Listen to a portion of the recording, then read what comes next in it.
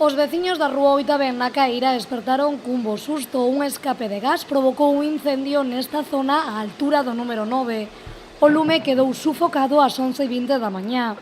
Ata este lugar se desplazaron os bombeiros do Salnés e de Pontevedra, Policía Local de Poio, Garda Civil, así como unha ambulancia do 061, aínda que afortunadamente non houbo que lamentar ningún ferido. Estaba aí xa de primeiro, quedeime escoitando as explosións, xusto empezaron a vir os bombeiros super rápido e depois xa viñeron os policías e mandaronos a todos para lá.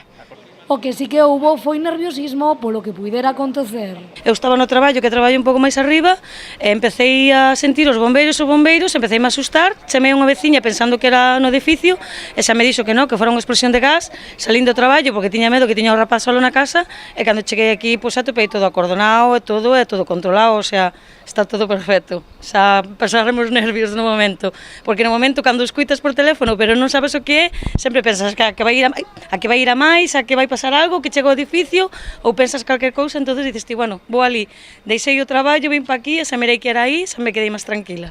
Por fortuna, este incendio tivo lugar pola mañá, xa que pola tarde nesta mesma zona hai moitos nenos xogando e un parque infantil moi preto.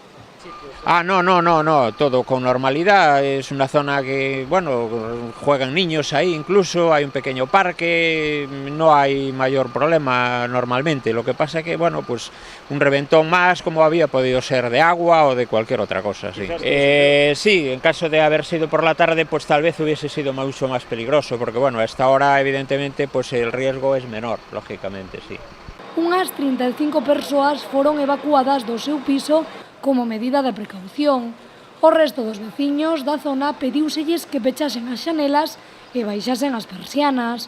Os bombeiros detectaron unha forte concentración de gases nas garaxes dos edificios máis próximos á tubaxe incendiada, polo que non se permitiu o acceso ás vivendas ata pasadas as 2 da tarde. Os efectivos de emerxencia e gas natural aínda non sinalaron as causas do accidente.